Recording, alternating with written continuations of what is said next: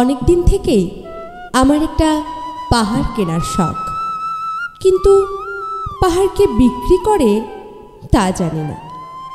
যদি তার দেখা পেতাম দামের জন্য আটকাতো না। আমার নিজস্ব একটা নদী আছে, সেটা দিয়ে দিতাম পাহাড়টার বদলে। কে না জানে পাহাড়ের চেয়ে নদীর দামই বেশি। পাহাড় স্থানও নদী বহমান, তবু আমি নদীর বদলে পাহাড়টাই কিনতাম, কারণ আমি ঠকতে চাই। নদীটা অবশ্য আমি কিনেছিলাম একটা দ্বীপের বদলে। ছেলেবেলায় আমার বেশ ছোট্টখাট্ট ছিমছাম একটা দ্বীপ ছিল, সেখানে অসংখ্য প্রজাপতি।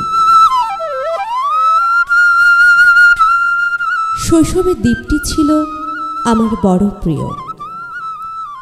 আমার যৌবনে দ্বীপটি আমার কাছে মাপে ছোট লাগলো। প্রবহমান ছিপছিপে তন্নি নদীটি বেশ পছন্দ হলো আমার। বন্ধুরা বলল, ওইটুকু একটা দ্বীপের বিনিময়ে এত বড় একটা নদী পেয়েছিস, খুব জিতেছিস তো মাইরি। তখন আমি জয়ের আনন্দে বিহ্বল হতাম। তখন সত্যিই আমি ভালোবাসতাম নদীটিকে।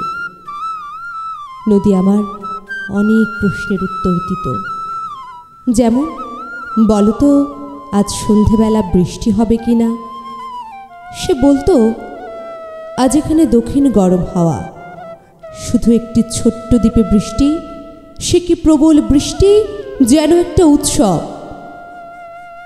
আমি সেই দ্বীপে আর যেতে পারি না। সে জানতো, সবাই জানে, শৈশবে আর ফেরা যায় না। এখন আমি একটা পাহাড় কিনতে চাই। সেই পাহাড়ের পায়ের কাছে থাকবে গহন অরণ্য। আমি সেই অরণ্য পার হয়ে যাব, তারপর শুধু রুক্ষ কঠিন পাহাড়। একেবারে চূড়ায়, মাথার খুব কাছে আকাশ, নিচে বিপুলা পৃথিবী, চরাচরে তীব্র নির্জনতা। আমার কণ্ঠস্বর সেখানে কেউ শুনতে পাবে না। আমি শুধু 10 দিককে উদ্দেশ্য করে বলবো, প্রত্যেক মানুষই অহংকারী। এখানে আমি একা, এখানে আমার কোনো অহংকার নেই। এখানে জয়ী হবার বদলে ক্ষমা চাইতে ভালো লাগে। হে 10 দিক, আমি কোনো দোষ করিনি, আমাকে ক্ষমা করো, আমাকে ক্ষমা করো, আমাকে ক্ষমা করো।